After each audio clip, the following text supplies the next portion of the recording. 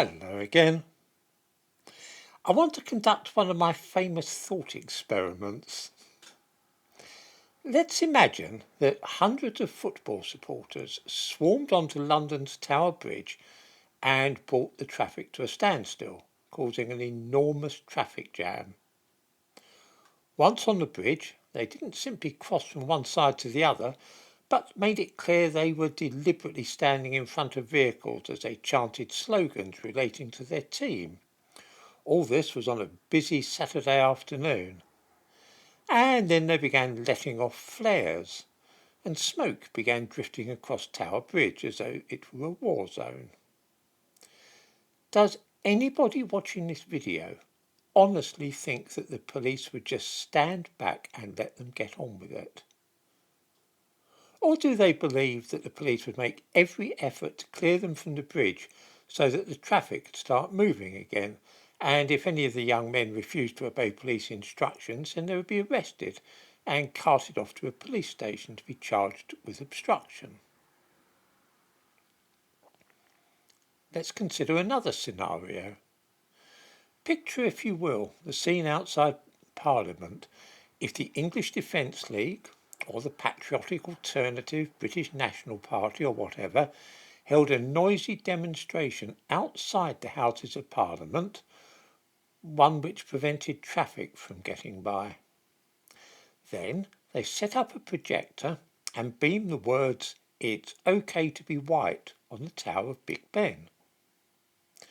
Do any viewers think that the police would shrug and say, "Oh, it's not against the law, there's nothing we can do about it"?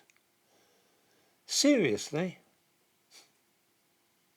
We all know that those two hypothetical situations are grotesque, and that the police will not hesitate to get to work to clear the streets and prevent the flow of traffic being impeded through central London.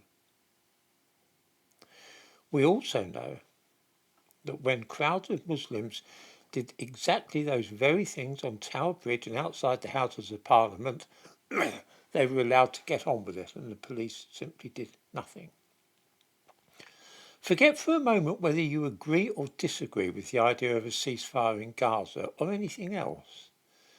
You know that there would be zero tolerance for such behaviour with any group at all other than Muslims. What this means is that the police in London are treating members by discriminating religiously and racially according to the members of what religion they are coming up against in how they enforce the law. They will allow Muslims to get away with all kinds of things which they would prevent kufars from getting up to in the capital.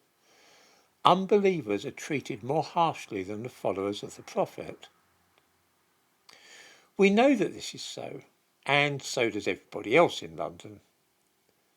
Is it purely a coincidence that the Metropolitan Police are ultimately under the control of a devout Muslim? It may be. Is it really asking too much that all citizens of London should be treated equally before the law? That when Muslims block the road on Tower Bridge or project slogans onto the side of Parliament, they are dealt with in exactly the same way as those who are not Muslim? Or is the very idea now of equality regarded as being a plot by the kufars, a way of persecuting the followers of Islam? Is it Islamophobic to expect everybody in the British capital to follow the same rules and abide by the law? And is it unrealistic to hope that the police will enforce this equality?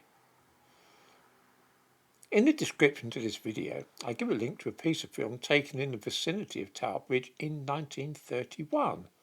This was during the Great Depression, when there was a lot of hardship and deprivation in London.